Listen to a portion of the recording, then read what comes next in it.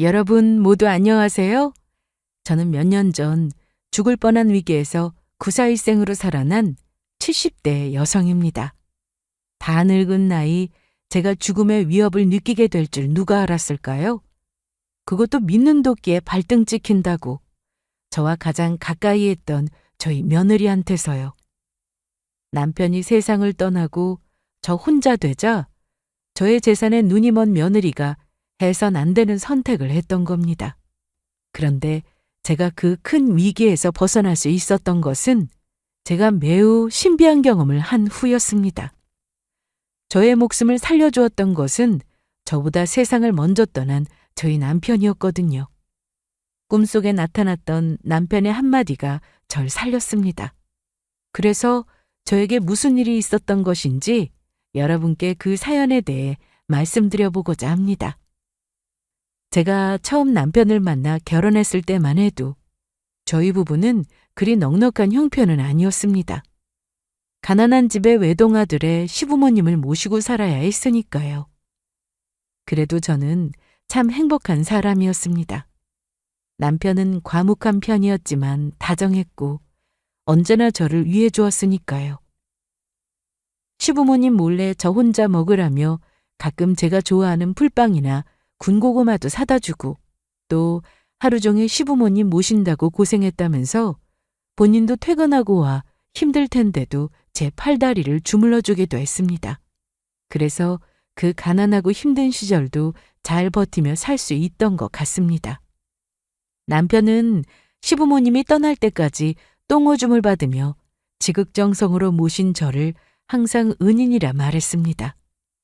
하지만 젊은 시절 고생한 만큼 돌아오는 것도 많았습니다. 젊은 시절부터 남편이 철문점 일을 열심히 하며 돈을 모은 덕에 저희는 큰 건물을 사 건물 주인이 될 수 있었거든요. 그 덕에 노후에는 돈 걱정 없이 살 수 있었고요. 그렇다고 남편이 철물점 일을 관둔 것은 아니었습니다. 사람이 일을 안 하면 게을러진다며 환갑이 넘어 70이 다 되는 나이까지 일을 했으니까요. 그 후에는 남편도 일을 은퇴하고 저희는 둘이 여행도 다니고 맛있는 것도 먹으러 다니며 참 즐겁게 보냈어요. 그리고 저희 하나밖에 없는 아들도 어린 시절부터 부모님이 고생을 하며 살아온 모습을 보며 자라서인지 말썽 한 번 피운 적 없었고 열심히 공부해 서울에 있는 대학을 나와 대기업에 다니고 있었습니다. 그리고 예쁜 며느리까지 얻어 잘 살고 있었고요. 아들이랑 며느리가 저희 부부에게 참 잘했습니다. 며느리는 결혼 전부터 저희 부부가 싫다고 하는데도 모시고 살고 싶다고 고집을 부리더라고요. 남편이랑 제가 사양해서 따로 살긴 했지만 며느리는 저희 아들을 설득해 저희 집 근처에 신혼집을 얻어 살기까지 했으니까요. 그 후 며느리는 거의 매일 출근하다시피 저희 집에 들러 저희 부부의 안부를 묻고 챙겨주었습니다. 하지만 그렇다고 제가 며느리에게 무언가를 요구하며 따로 시집살이를 시키고 하지는 않았습니다. 젊은 시절부터 시부모님을 모시며 고생했던 저는 제 며느리까지 그 고생을 시키고 싶지 않았거든요. 며느리도 자기 친정에서는 귀한 딸일 테니 말이에요. 그래서 며느리는 저희 집에 와서 물 한 방울 묻힌 적이 없었고 저와 고부간의 갈등 없이 잘 지낼 수 있었던 것 같아요. 조금 아쉬운 게 있다면 아들네 부부에게 자식이 없다는 것이었습니다. 아들네 부부가 노력을 안 한 것은 아니었지만 아들네가 결혼하고 아무리 기다려도 손주 소식이 없더라고요. 알고 보니 며느리에게 조금 문제가 있어서 아이가 생기기가 어렵다고 했습니다. 그래서 그 부분에 대해 며느리는 항상 미안해했죠. 어머님, 죄송합니다. 제가 예쁜 손주 안겨드리고 해야 하는데 그러지도 못하고 늘 죄송해요. 그런 말 마라. 자식도 다 하늘에서 주는 거다. 그냥 너희 부부에게는 자식이라는 인연이 없는 것뿐이다. 그리고 요즘에는 일부러 아이 안 낳고 사는 부부들도 많다는데 너희도 그걸로 치고 살면 되는 거야. 무엇보다 나는 너희들이 잘 사는 게 더 중요하다고 본다. 그러니까 그런 생각 말고 너희들이 잘 살면 그게 부모한테 효도하는 거고 할 도리 다 한 거야. 알겠지? 예, 어머님. 감사합니다. 제가 어머님이랑 아버님께 앞으로 더 잘할게요. 솔직한 심정으로는 손주를 볼 수 없다는 게 많이 섭섭했지만 저희 부부는 저희 복이 딱 거기까지라고 생각했습니다. 사람이 안 되는 일에 억지만 피워봤자 서로에게 상처만 줄 뿐이지 하나 도움되는 게 없으니까요.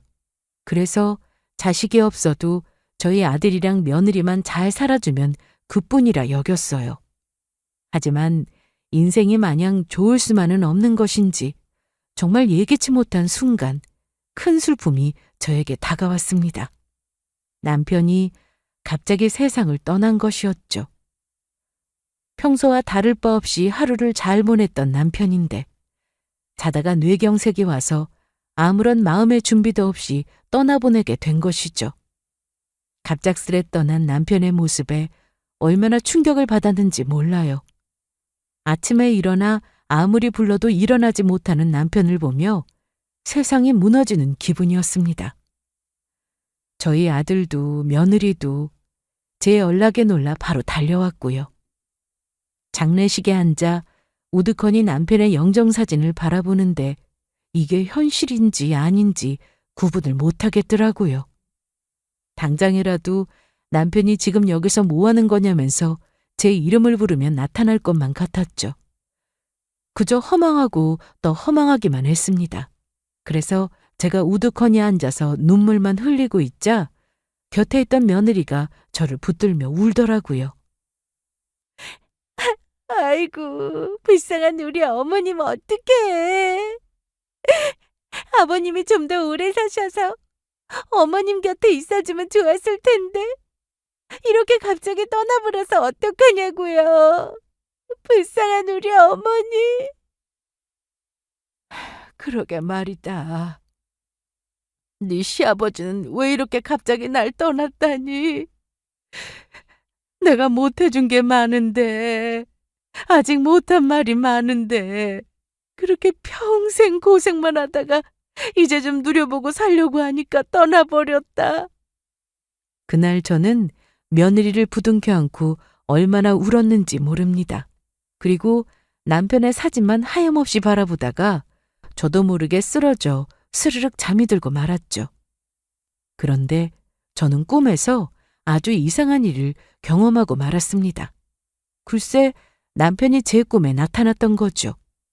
그것도 잔뜩 어두운 얼굴 표정으로 절 걱정 어린 시선으로 바라보는데 그 모습이 반갑기는커녕 얼마나 소름이 돋았는지 몰라요. 그래도 저는 남편을 다시 만났다는 기쁨에 남편에게 다가가 남편의 손을 잡고 이야기하려는데 전혀 말이 나오지가 않더라고요. 그런 저를 향해 남편이 이야기했습니다. 아무도 믿지 마. 당신 지금 위험하다고. 여보, 며느리를 조심해야 돼. 며느리를 조심해야 한다고. 갑작스레 꿈에 나타나 남편은 며느리를 조심하라는 말을 남기고 잡고 있던 제 손을 뿌리치며 떠나려고 했습니다. 그래서 저는 남편의 며느리를 조심하라는 말보다 또다시 떠나려 한다는 생각에 떠나려는 남편을 붙잡으려 했습니다. 그리고 이야기하려고 했어요. 저 혼자 두고 가지 말라고. 남편에게 꼭 할 말이 있다며 붙잡으려 했습니다. 하지만 전 결국 떠나는 남편을 붙잡지 못했고 놀라며 꿈에서 깨고 말았습니다. 여보, 가지마. 나도 데려가. 나도 데려가, 여보. 그렇게 저는 식은땀까지 흘리며 잠에서 깨었는데 바로 앞에 며느리가 걱정 어린 얼굴로 저를 바라보고 있더라고요. 어머니, 괜찮으신 거예요? 도대체 무슨 꿈을 꾸셨기에 식은땀까지 흘리신 거예요? 아무것도 아니다. 아무것도 아니야. 그런데 그때 이상하게 남편이 꿈에 나타났다는 이야기를 며느리에게 하지 못하고 얼버무렸습니다. 저를 걱정스러운 얼굴로 바라보는 며느리에게 왠지 저도 모르게 남편을 꿈에서 봤다는 이야기를 하기가 꺼림칙했던 겁니다. 그리고 아무리 생각해도 남편이 나왔던 꿈은 이상하기만 했으니까요. 한없이 착하기만 한 며느리를 조심하라니. 남편의 그 말을 아무리 되뇌어 생각해도 이상하기만 했죠. 그래서 저는 그냥 제가 남편이 너무 보고 싶어서 그런 이상한 꿈을 꿨나 싶어 크게 마음에 두지 않았습니다. 그렇게 저는 남편의 장례까지 치르며 보내주게 되었고 매일매일 힘든 나날을 보내게 되었습니다. 가슴이 뻥 뚫린 것 같은 게 살고 싶지 않은 마음이었어요. 그때 마음은 저도 살 만큼 살았으니 남편을 따라가고 싶은 마음만 간절했죠. 그래서 전 그때 정말 집에만 틀어박혀 폐인처럼 지냈던 것 같습니다. 밥도 제대로 안 먹고 잠도 제대로 안 자고 그저 누워서 허망하게 떠난 남편만 생각했어요. 하지만 그런 저를 붙잡아 주었던 것이 바로 저희 며느리였습니다. 저희 며느리가 남편이 떠난 후 회사를 다니는 아들을 대신해 제가 걱정된다며 매일 저희 집을 찾아왔던 겁니다. 아무것도 하기 싫은 저를 대신해 집안 청소도 해주고 저와 맛있는 것도 먹고 산책도 가자고 조르며 어떻게든 제 마음을 다잡아 주려고 했습니다. 게다가 밥을 잘 먹지 못하는 저를 위해 어느 날 죽까지 써왔더라고요. 그리고 상까지 차려 제 방으로 가져왔습니다. 어머니, 요즘 입맛이 없으신 것 같아서 제가 어머니랑 같이 먹으려고 소고기 죽 좀 만들어 왔어요. 어머니, 저희 같이 먹어요. 얼른 드시고 기운 차리셔야죠. 나 때문에 무슨 이런 고생까지 해. 늙은 노인네 어떻게 되든 무슨 상관이라고. 난 당장 내일 죽어도 여한이 없다. 어머니, 그런 말씀 하지 마세요. 어머니가 그런 말씀 하시면 저 정말 속상하다고요. 어머니가 저한테 어떤 존재신데요. 어머니는 어떨지 모르시겠지만 저 어머니 없으면 못 산다고요. 어머님도 이젠 저희 부모님이나 마찬가지란 말이에요. 그러니까 저를 위해서라도 이 죽 드시고 기운 내시면 안 되는 거예요? 어머님도 아버님이 잘 지내셔야 하늘에서 편히 계시지 않겠어요? 어머님 이러시는 거 보면 아버님도 편히 못 가시고 저희보다 더 속상해하지 않겠느냐고요. 그러니까 아버님 위해서도 저랑 남편 위해서도 힘내주세요. 어머님 아프지 말고 건강하게 오래오래 저희 곁에 있어달란 말이에요. 며느리의 말에 저는 그때 그만 눈물이 왈칵했습니다. 남편이 떠난 슬픔에 잊고 있었는데 저에게는 아들과 며느리가 있었던 겁니다. 그리고 순간 가슴이 철렁했습니다. 남편이 갑작스레 떠나고 이렇게 아프고 허망했는데 제가 갑자기 떠나면 아들과 며느리가 어떻게 될까 그 생각이 먼저 들었던 겁니다. 물론 다 큰 어른들이니 자기 앞가림하면서 잘 살긴 하겠지만 갑작스레 떠난 저 때문에 힘들어할 아들과 며느리를 생각하니 가슴이 아팠습니다. 저희 아들과 며느리에게는 그런 아픔을 주면 안 되겠다는 생각이 들었던 거죠.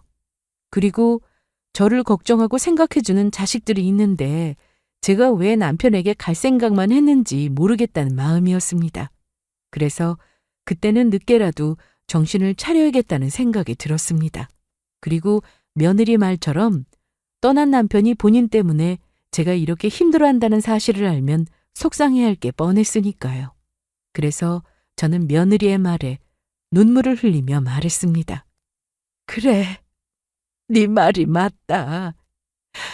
너희 생각해서라도, 너희 시아버지 생각해서라도 내가 정신 차리고 살아야지. 내가 이러고 있으면 안 되지.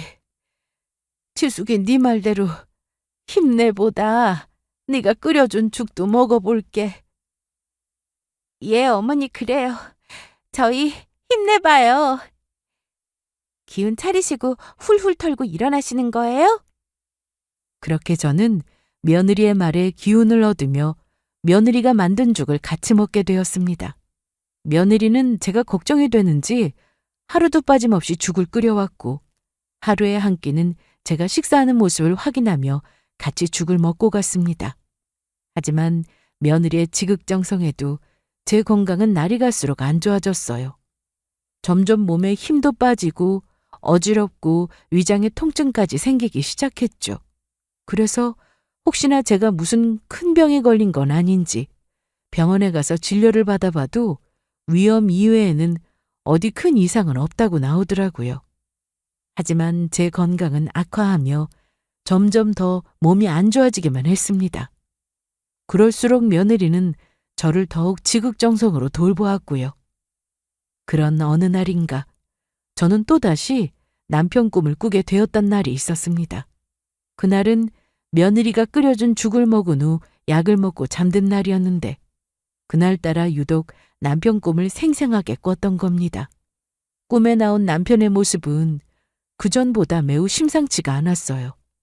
한 치 앞도 안 보이는 사방이 온통 깜깜한 밤이었는데 하늘에서 시커먼 비가 내리는 것이었습니다. 그리고 그 가운데에는 남편이 저를 보고 서 있었습니다. 그리고 남편은 그런 저를 향해 울부짖듯 말했습니다. 여보, 며느리 조심해. 절대 믿으면 안 돼. 여보, 위험해. 위험하다고. 당신 저번에도 꿈에 나와서 그 말하더니 도대체 그게 무슨 뜻이야? 왜 자꾸 며느리를 조심하라고 그러는데? 여보, 도대체 왜 그래?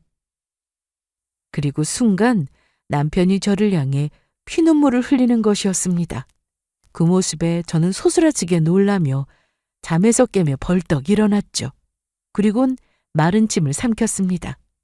저는 남편의 꿈에 대해 곰곰이 생각해 보았습니다. 남편이 처음 꿈에 나와서 저에게 이야기했을 때야 제가 너무 남편이 보고 싶고 그리워서 그런가 싶었지만 두 번째까지 며느리를 조심하라고 경고하는 남편의 꿈이 예사롭지가 않았던 겁니다. 너무나도 생생하니 꼭 현실 같았으니까요. 그래서 저는 무언가 잘못됨을 느끼고 아무래도 며느리를 주시하며 지켜봐야겠다고 생각했습니다. 물론 그냥 제가 몸이 안 좋아져서 꾸게 되는 헛꿈이면 상관없는데 남편이 저에게 무언가 경고하기 위해 꿈에 나온 것이라면 저도 그 이유를 알아야 했으니까요. 그래서 저는 너무 놀라 꿈에서 깬 것도 있고 갑자기 목이 말라와서 주방으로 가기 위해 조용히 방 밖으로 나오게 되었습니다. 그런데 주방으로 가기 위해 방을 빠져나오는데 맞은편 방에서 문이 열린 틈으로 누군가와 조용히 통화하고 있는 며느리의 모습이 보였던 겁니다. 그리고 저는 며느리가 통화하는 내용에 기절초풍할 뻔했죠. 며느리의 통화 내용은 너무나도 끔찍했으니까요. 그렇다니까. 내가 노인네 먹는 죽에 약을 열심히 타고 있지. 노인네 조금만 기다리면 곧 죽을 것 같아. 그러니까 그때까지는 힘들어도 노인네 비유 맞춰주면서 참고 견뎌야지. 우리 어머님 얼마나 멍청하냐면 내가 그렇게 당신 먹는 죽에 락스물을 타서 갖다 바치는데도 전혀 모른다니까? 내가 어머니 챙기는 척하면서 락스 물탄 죽을 잘 먹는지 매일 눈앞에서 확인하고 있다고. 인터넷에 알아보니까 락스물을 아주 소량만 넣어도 티 안 나게 사람 죽일 수 있다지 뭐야? 그래서 해보니까 정말 효과가 있는 것 같아. 얼마 전에는 어머니가 몸이 안 좋아져서 병원에도 갔다 왔다고. 그러니까 내가 힘들어도 매일 그렇게 정성 들여서 어머니한테 죽을 해다가 갖다 바치는 거야. 어머니 빨리 죽으라고. 어머니 죽고 나서 남편이 재산 물려받으면 그걸로 얼른 내 도박빚 갚고 나도 새 인생 살아야지. 매일 빚쟁이들이 전화에 시달리는 게 얼마나 고통스러운 줄 알아? 남편이 알까봐 아주 가슴이 조마조마하다고. 사실 예전에 남편이랑 결혼했을 때 시댁 근처에서 살자고 졸랐던 것도 노인네들이 건물주에 돈 많으니까 잘 보여서 하나라도 더 뜯어내려고 그랬던 건데. 그런데 그 탐나던 시부모님 재산을 이제야 받을 수 있게 되네. 어머님만 죽어봐. 그 비싼 건물이 내게 되는 거라고. 뭐? 이러다가 나 새우랑 차는 거 아니냐고? 어차피 죽을 노인네 일찍 죽게 도와주는 건데 뭐 그런 거로 쇠고랑 차겠어? 아무튼 그때까지는 남편이랑 어머니한테 안 들키게 조심해야지. 우리 남편도 내가 지금 도박 빚진 거 전혀 모르고 있단 말이야. 며느리의 통화 소리를 듣는데 저는 그만 그 자리에서 소리를 지르며 주저앉을 뻔했습니다. 며느리는 저희 아들 몰래 도박을 하다가 진 빚이 많았던 겁니다. 그래서 그 도박 빚을 갚기 위해 제 재산을 노리고 저를 죽일 계획을 세운 것이고요. 제가 빨리 죽어야 저희 아들이 제 재산을 상속받아 본인의 도박빚도 갚을 수 있을 테니까요. 어쩐지 요즘 들어 몸이 점점 더 안 좋아진다고 했더니 전부 이유가 있었던 겁니다. 며느리가 락슨물을 탄 죽을 먹으며 제 건강이 안 좋아지고 있었던 거죠. 죽에 재료도 많이 넣고 락슨물도 소량을 타서인지 냄새가 안 나서 저도 전혀 눈치채지 못하고 있었던 거고요. 남편은 그런 제 목숨을 살리기 위해 제 꿈에 나타나 저에게 며느리를 조심하라고 경고를 해주었던 거예요. 세상을 떠나서도 남편은 저를 지켜주고 있었던 겁니다. 그래서 일단 저는 며느리에게 제가 며느리의 통화 내용을 듣고 있었다는 것을 듣기면 안 될 것 같아 몰래 다시 제 방으로 돌아갔습니다. 그리고 아무렇지 않은 척 침대 위에 누워 있었어요. 그러자 몇 분 지나지 않아 며느리는 제가 잘 누워 있는지 확인하려고 들어왔고 저는 일부러 잠에서 깨는 척했습니다. 그러자 며느리는 가증스러운 표정으로 저를 걱정하는 척 묻더라고요. 어머니, 몸은 좀 어떠세요? 병원 다녀온들에도 아무 차도가 없는 거예요? 그래. 아무래도 내가 갈 때가 돼서 그런가 보다. 어머니 갈 때가 되긴요. 더 오래오래 저희 곁에 사셔야죠. 그러면 저 어머니가 식사하시는 것도 받고 약속 있어서 이만 가볼게요. 제가 만든 죽 냄비에 있으니까 입맛 없더라도 잊지 말고 꼭 잘 챙겨 드세요. 그래야 어머니도 얼른 건강해지시죠. 그래, 알겠다. 네가 해준 죽 열심히 먹으마. 네, 어머니. 그러면 저 이만 가볼 테니까 혹시 무슨 일 있으면 바로 전화해 주세요. 그렇게 며느리가 떠나고 저는 바로 화장실로 달려갔습니다. 며느리가 제가 먹은 죽에 락슨물을 탔다는 사실을 알자마자 갑자기 속에서 미식거리는 게 바로 오바이트를 할 것 같았거든요. 그리고 저는 먹은 음식들을 모두 개원했죠. 그 후 며느리가 만든 죽을 전부 싱크대에 버려버렸습니다. 저는 그 자리에 주저앉아 눈물을 흘렸습니다. 착한 줄 알았던 며느리가 뒤에서 저를 없앨 계획을 세우며 뒤통수 치고 있을 줄은 몰랐으니까요. 그래서 저는 다급히 아들에게 전화를 걸었습니다.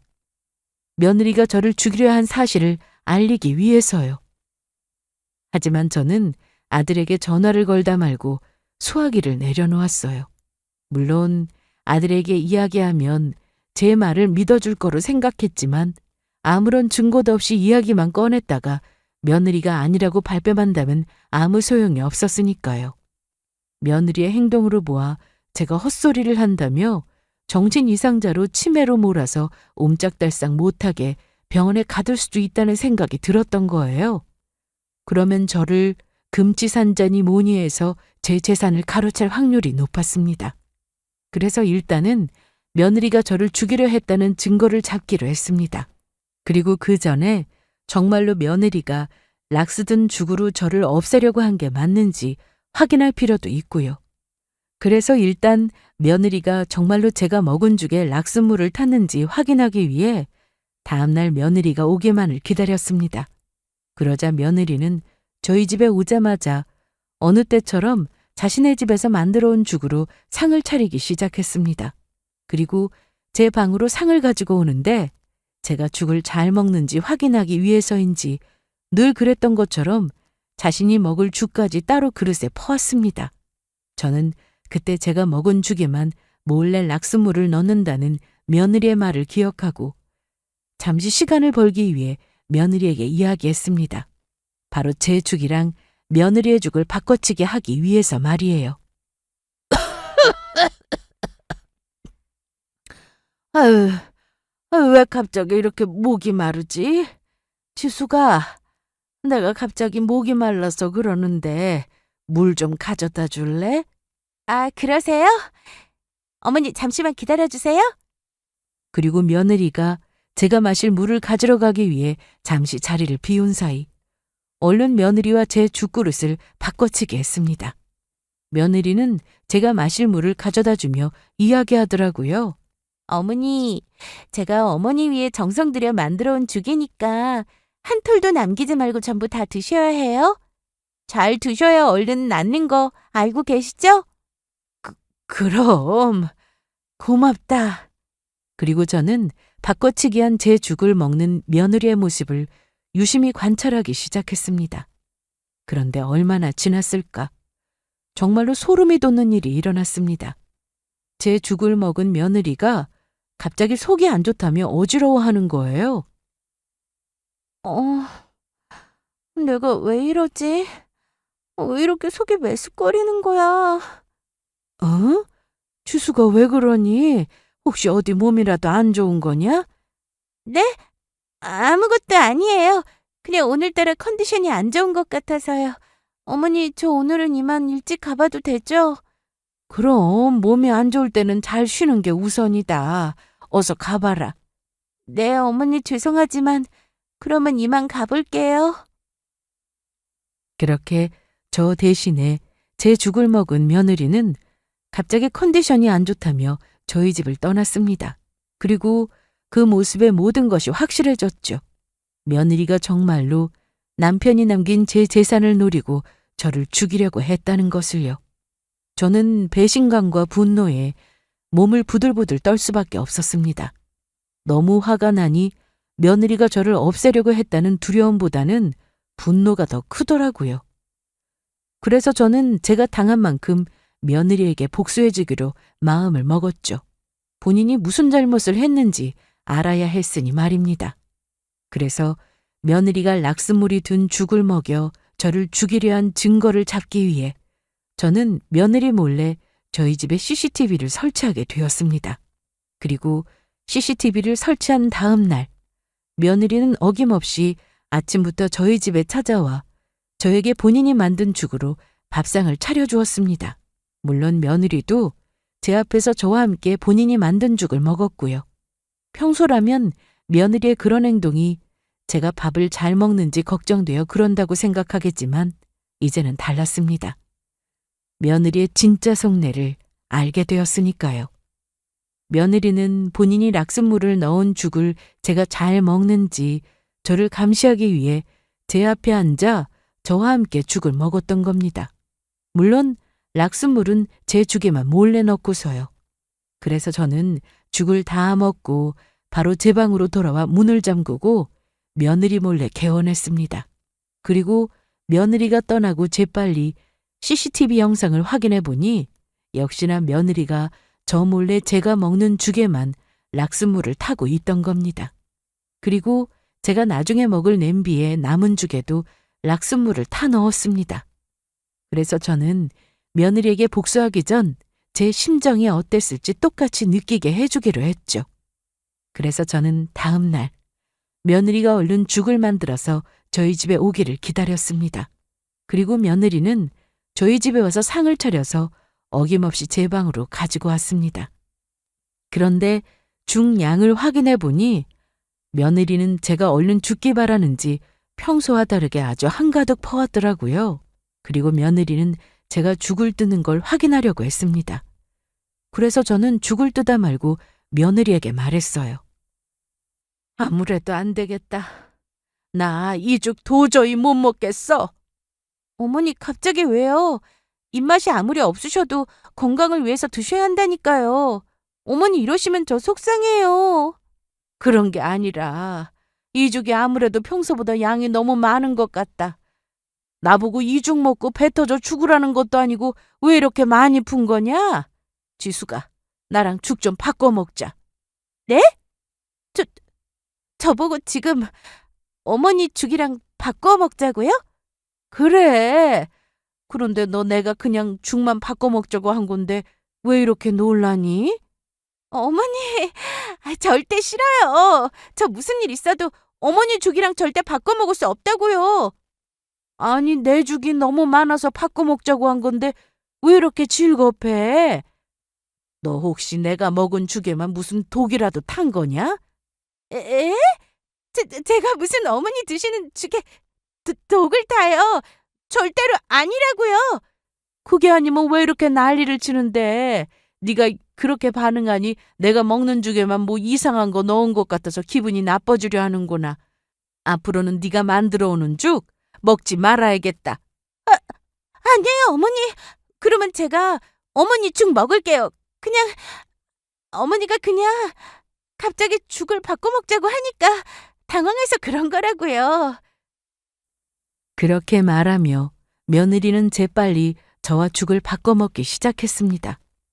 그런데 며느리는 저한테는 죽으라며 아무렇지 않게 줬던 죽을 정작 본인이 먹게 되니 잔뜩 겁을 먹었는지 얼굴이 하얗게 질려서는 몸까지 사시나무 떨도 떨었습니다.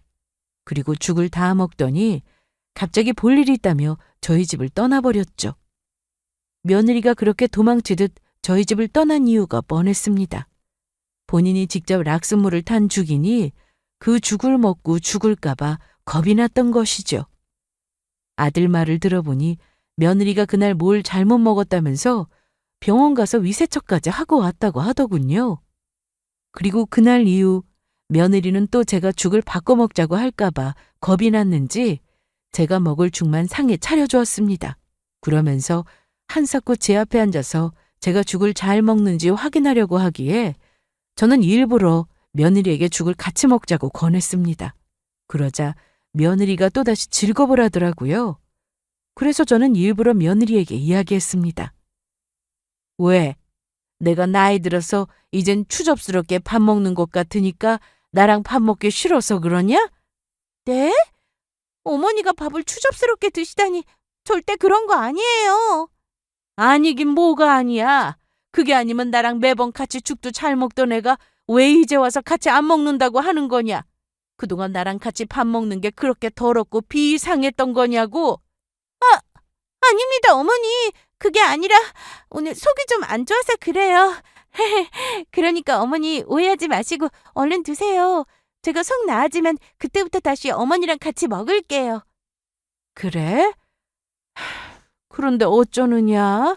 나도 오늘 속이 안 좋아서 네가 만들어준 죽 못 먹을 것 같은데 나도 다음에 먹으마. 아, 그러시겠어요? 어머니 그러면 제가 끓여놓은 죽 나중에 속 괜찮아지시면 꼭 드세요.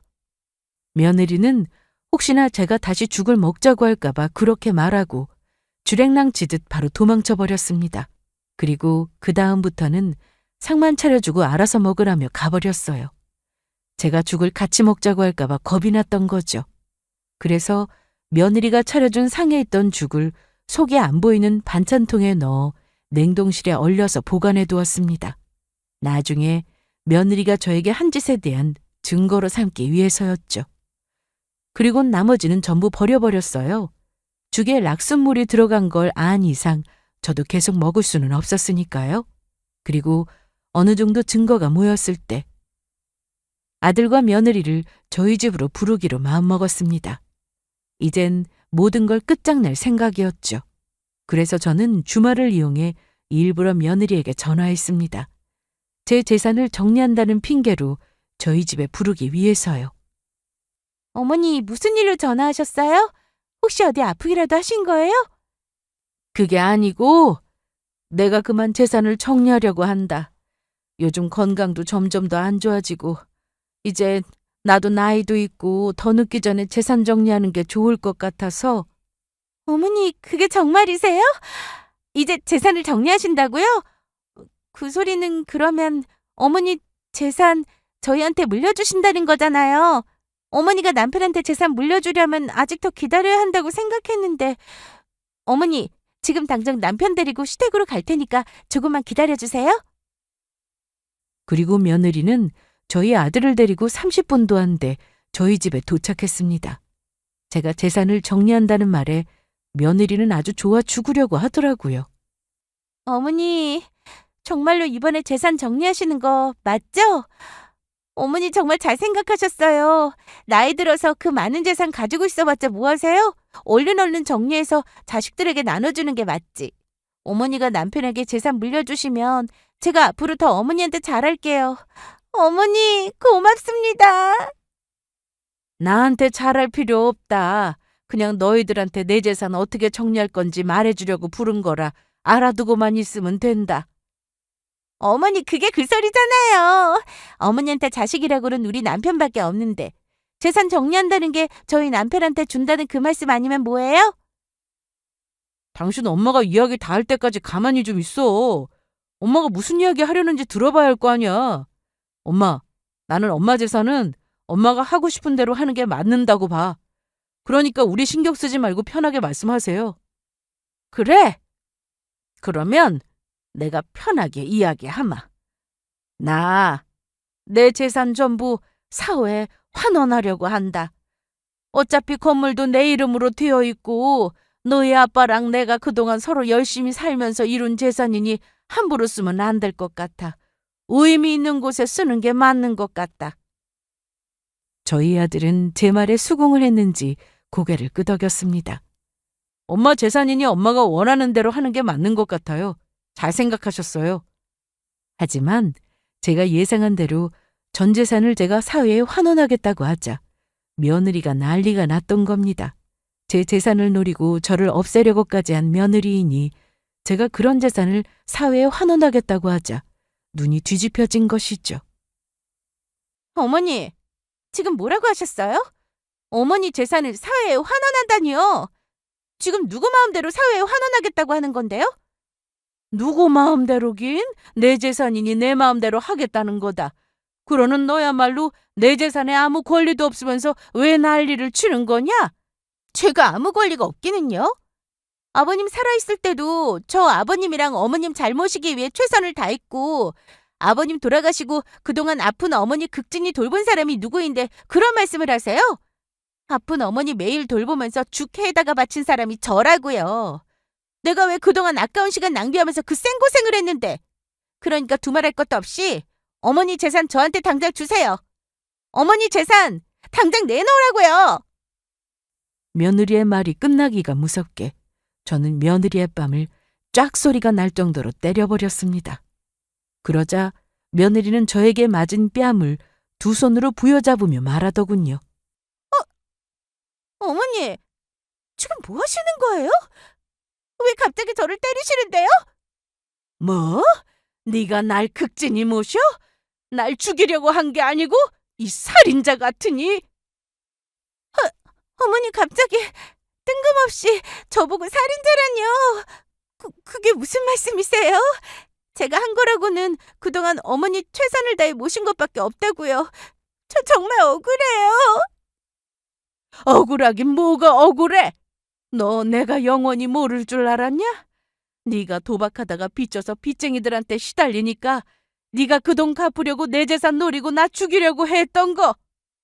내가 먹는 죽에 그동안 락스 타왔던 거 내가 모를 줄 알았냐고? 어머니, 락스라뇨. 아, 그건 정말 말도 안 되는 누명이라고요. 그리고 제가 무슨 도박을 해서 빚을 졌다고 그러세요? 어머니, 아무 증거도 없이 그렇게 생사람 잡으시면 안 되는 거라고요. 내가 생사람을 잡아? 증거가 없어? 오냐? 그러면 내가 그 증거 당장 보여주마. 저는 바로 제 핸드폰으로 저희 집 CCTV에 저장된 내용을 며느리와 아들이 보는 앞에서 틀어줬습니다. 그러자 그곳에는 며느리가 제가 먹는 죽에만 몰래 락스물을 넣는 장면이 담겨 있었습니다. 그리고 제가 일부러 증거로 남기기 위해 며느리가 줬던 락스물을 넣은 죽을 먹는 장면도 담겨 있었죠. 그러자 며느리는 당황해서 어쩔 줄 몰라 했습니다. 이건 네가 나한테 만들어준 죽을 먹은 후에 계속 건강이 안 좋아져서 나도 이상하다고 생각했는데 어느 날인가 네가 작은 방에서 네 지인이랑 전화 통화하는 소리 듣고 알게 되었다.